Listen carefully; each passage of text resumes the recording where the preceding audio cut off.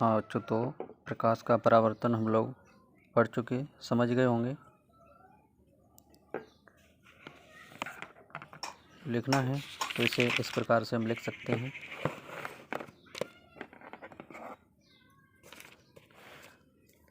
Heading है प्रकाश का परावर्तन। ठीक,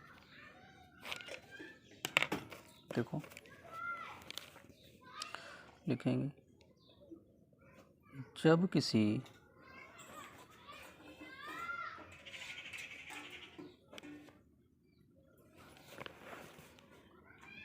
प्रकाश की किरण को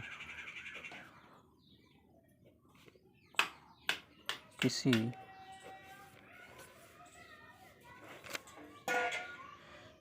प्रकाश की किरण को किसी चिकने तल पर तिरछा डाला जाता है तो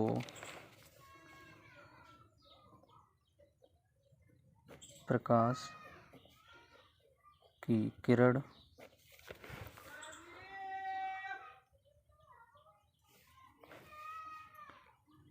उसी माध्यम में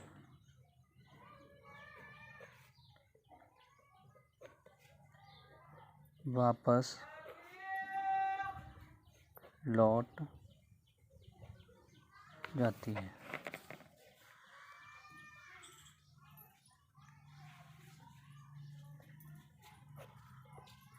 प्रकाश किरण का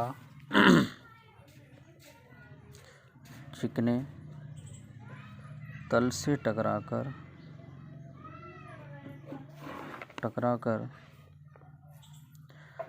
या कहें परावर्तित होकर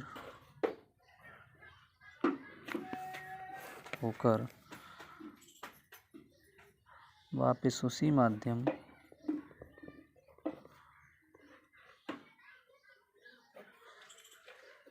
में लौटने की घटना प्रकाश का परावर्तन कहलाती है।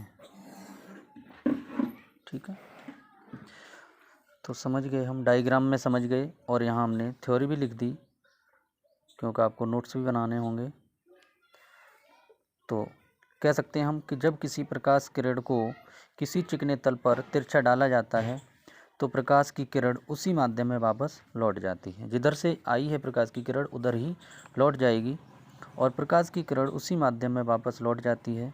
प्रकाश किरण का चिकने तल से टकराकर या कहें तो परावर्तित होकर वापस उसी माध्यम में लौटने की जो घटना है या लौटने की जो क्रिया है, यही घटना या यही क्रिया प्रकाश का परावर्तन कहलाती है। ठीक है, तो हम डायग्राम भी समझ गए थे और यहाँ पर हमने डेफिनेशन भी पढ़ ली अच्छे से अपनी भाषा में। इसके बाद बात करते हैं तो इस परावर्तन की घटना के कुछ नियम होते हैं। इसके कुछ नियम हैं, पढ़ेंगे परावर्तन के नियम। इसके नियम क्या हैं? तो अभी हमने डायग्राम जो पढ़ा था, चलो पहले डायग्राम देखते हैं। इसमें क्या था, ये कोई प्रकाश की किरण आई और यहाँ पर इस तल से टकराकर वापस लौट गई। ठीक है, और ये एक अभिलंब है। ठीक, तो हम ये देखते हैं कि ये आपतित किरण है, ये परावर्तित किरण है और ये एक अभिलंब है। तीनों एक ही बिंदु पर, एक ही तल पर कैसे हैं? मिलते हैं। ठीक है, तो प्रकाश का परावर्तन हम तभी कह सकते हैं जब प्रकाश की आपतित किरण, परावर्तित किरण और अभिलंब तीनों एक ही बिंदु पर मिल रहे होंगे, तभी प्रकाश का परावर्तन कह सकते हैं, तभी प्रकाश का परावर्तन संभव है। और हमने देखा कि आपतित किरण है और उसके बाद ये परावर्तित किरण हो गई, इसके बीच में जो एंगल बन रहा था, जो कोण बन रहा था ये, और उसके बाद इस बिंदु पर हमने एक अभिलंब डाला तो ये इस कोण को दो बराबर भागों में बांट रहा होगा। कहने का मतलब जो आपतन कोण है और परावर्तन कोण है ये दोनों कैसे होंगे, बराबर होंगे। तो यही दो प्रकाश के परावर्तन के नियम हैं। तो लिखेंगे परावर्तन के निम्न दो नियम हैं। ठीक, पहला कह सकते हैं हम कि आपतित किरण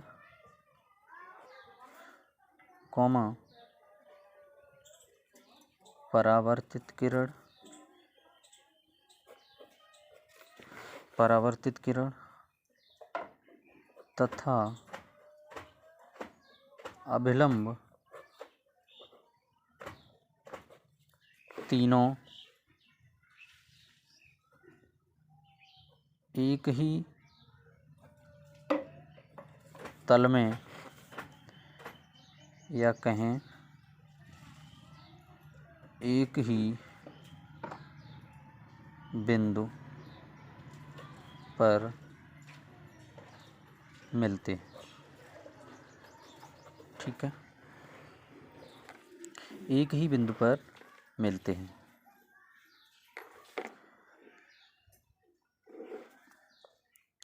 अगला रूल ये है कि इसमें आपतन कोण तथा परावर्तन कोण का मान सदैव बराबर होता है।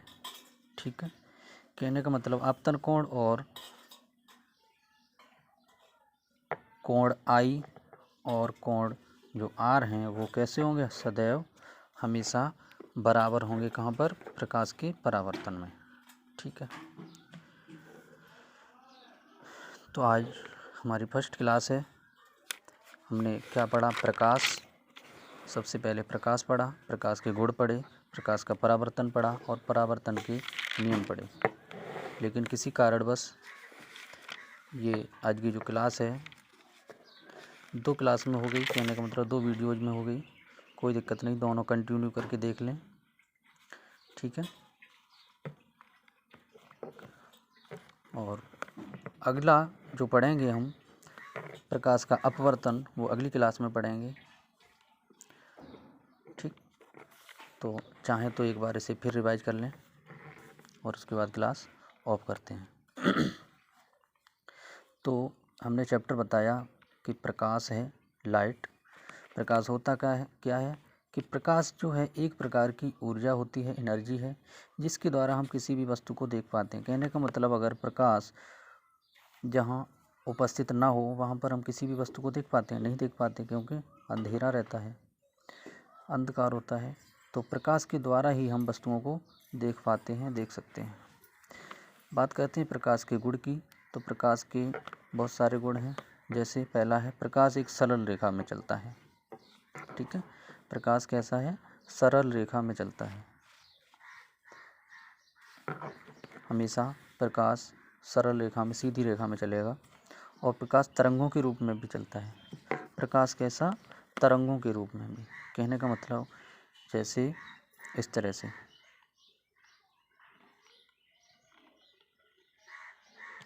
इस तरह से तरंगों के रूप में भी चलता है।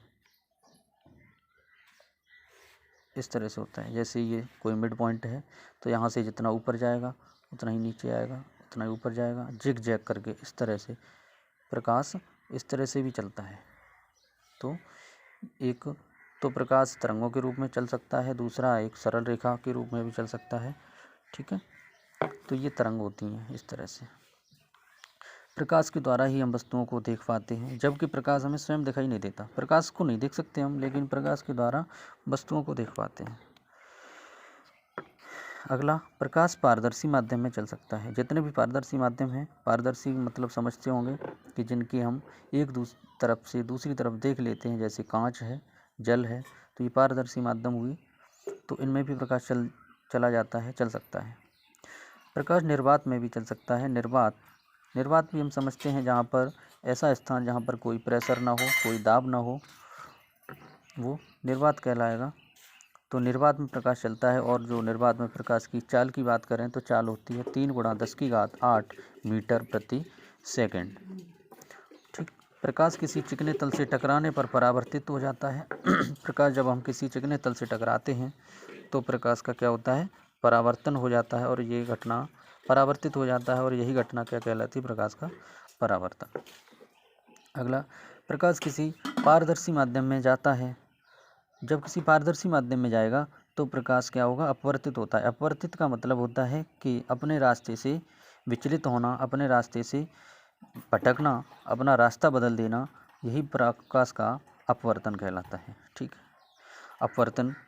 इसके बाद हमने पढ़ा था प्रकाश का परावर्तन। परावर्तन की घटना होती क्या है कि जैसे ये कोई हमारा चिकना तल है, कोई दर्पण है, जिस पर एक तरफ क्या है, पॉलिश है, दूसरा जो सिरा है उसका परावर्तक तल है। इसे हम अगर कहें तो ये तल कैसा है, परावर्तक तल, जिधर से परावर्तन होगा।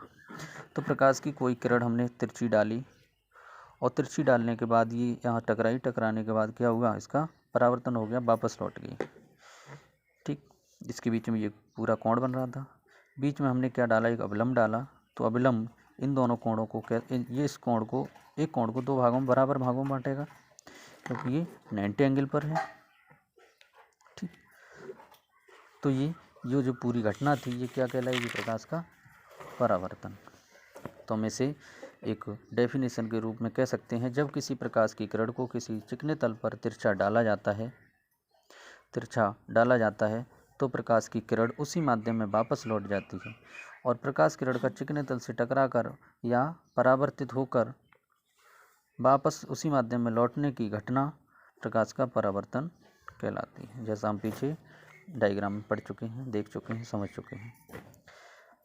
आगे बात करते हैं परावर्तन के नियम। परावर्तन के कुछ नियम हैं, कुछ क्या, 2 नियम हैं। क्या क्या, आपतित किरण, परावर्तित किरण और अभिलंब तीनों एक ही तल में होते हैं, और एक ही बिंदु पर मिलते हैं, एक ही पॉइंट पर मिलेंगे। ठीक। आपतन कोण और परावर्तन कोण का मान सदैव, हमेशा प्रकाश का परावर्तन अगर हो रहा होगा तो वहाँ पर कोण I और R हमेशा कैसे होंगे, बराबर होंगे। ठीक। तो इसी के साथ हम आज की क्लास को ऑफ करते हैं। ठीक है, इतना अच्छे से पढ़िए, रिवाइज करिए, नोट्स बनाइए, और इससे आगे अगली क्लास में पढ़ेंगे। ठीक है, ऑल द बेस्ट। ओके।